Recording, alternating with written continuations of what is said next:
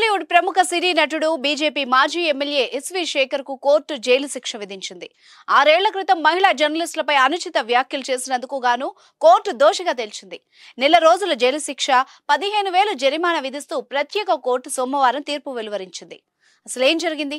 నటుడికి ఎందుకు శిక్ష పడింది? అసలు విషయం ఏంటో తెలుసుకుందాం. అన్ని రకాల చర్మ సమస్యలకు శాశ్వత పరిష్కారం ఈ శ్రీత 9281458181. 2018లో ఎస్వి శేఖర్ సామాజిక మాధ్యమాల్లో పెట్టిన ఓ పోస్టు వివాదానికి దారితీసింది. ఈ వ్యవహారంలో ఆయన చేసిన వ్యాఖ్యలు రచ్చకెక్కాయి. మహిళా జర్నలిస్టును ఉద్దేశించి అప్పట్లో ఆయన సోషల్ మీడియాలో ఓ పోస్ట్ చేశాడు. తమిళనాడులోని మహిళా జర్నలిస్టులందరూ తమ ఉద్యోగాల కోసం ఉన్నతాధికారులతో వ్యక్తిగత సంబంధాలు పెట్టుకుంటున్నారని ఆ పోస్టులో రాసుకొచ్చాడు. దీనిపై అప్పట్లో పెద్ద దుమారం రేగింది. నటుడు శేఖర్ పెట్టిన పోస్టుపై చెన్నై మీడియా ప్రతినిధులు ఆగ్రహించారు.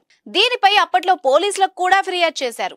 2018లో అప్పటి తమిళనాడు గవర్నర్ బన్వరీలాల్ పురోహిత్ ఓ మహిళా జర్నలిస్ట్ చెంపపై కొట్టడంతో అభ్యంతరం వ్యక్తం చేసిన కొద్ది రోజుల తర్వాత ఎస్వి శేఖర్ ఫేస్బుక్ లో ఇలా ఘాటు వ్యాఖ్యలు చేశారు. మహిళా జర్నలిస్టులు నిరక్షరాస్యులు, తెలివిలేని వాళ్లు, అగ్లీ అంటూ పోస్టులో రాసుకొచ్చారు. మహిళా జర్నలిస్టు చెంపను తాకినందుకు గవర్నర్ ఫినాయిల్తో చేతులు కడుక్కోవాలని పోస్టులో పేర్కొన్నాడు. ఆ తర్వాత ఆ పోస్టును తొలగించి క్షమాపణలు కూడా చెప్పాడు.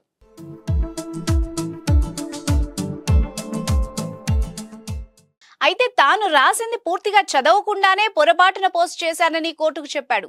సామాజిక మాధ్యమాల్లో పోస్టును షేర్ చేసే ముందు సామాజిక బాధ్యతతో వ్యవహరించాలన్న కారణంతో ఆయన అభ్యర్థనని కోర్టు తోసిపుచ్చింది. ఈ వ్యవహారంపై జర్నలిస్టుల సంఘం దాఖలు చేసిన ఫిర్యాదు ఆధారంగా చెన్నై సెంట్రల్ క్రైమ్ బ్రాంచ్ వివిధ సెక్షన్లు, తమిళనాడు మహిళలపై వేధింపుల నిషేధ చట్టం కింద ఎఫ్ఐఆర్ బుక్ చేశారు. ఆయన మాజీ ఎమ్మెల్యే కావడంతో కేసు చెన్నైలోని ప్రత్యేక కోర్టుకు బదిలీ అయింది. విచారణలో మహిళా జర్నలిస్టులకు వ్యతిరేకంగానే ఆయన నోరు జారినట్టు తేలింది. అయితే దీనిపై పశ్చాత్తాపం వ్యక్తం చేస్తూ ఎస్వి శేఖర్ క్షమాపణలు చెప్పారు. అయితే కేసు మాత్రం కొనసాగుతూ వచ్చింది. ఈ కేసును రద్దు చేయాలంటూ శేఖర్ హైకోర్టును కూడా ఆశ్రయించారు. విచారణను ఎదుర్కోవాల్సిందేనని హైకోర్టు స్పష్టం చేయడంతో ఈ కేసు చెన్నై కలెక్టరేట్ ఆవరణలోని ప్రత్యేక కోర్టు న్యాయమూర్తి ముందుకు విచారణకొచ్చింది. వాదనలు ముగియడంతో న్యాయమూర్తి సోమవారం తీర్పు వెలువరించారు. ఐపీసీలోని పలు సెక్షన్లు, తమిళనాడు మహిళలపై వేధింపుల నిషేధ చట్టం ప్రకారం ప్రాసిక్యూషన్ నేరాన్ని రుజువు చేసినట్టు తెలిపారు. దీంతో నెల రోజుల పాటు సాధారణ జైలు శిక్ష, 15,000 జరిమానా కూడా విధించారు. మాజీ ఎమ్మెల్యే ఎస్వి శేఖర్ తరపు న్యాయవాది అప్పీల్కు వెళ్లేందుకు వీలుగా శిక్షను సస్పెండ్ చేయాలని కోర్టుకు విజ్ఞప్తి చేశారు.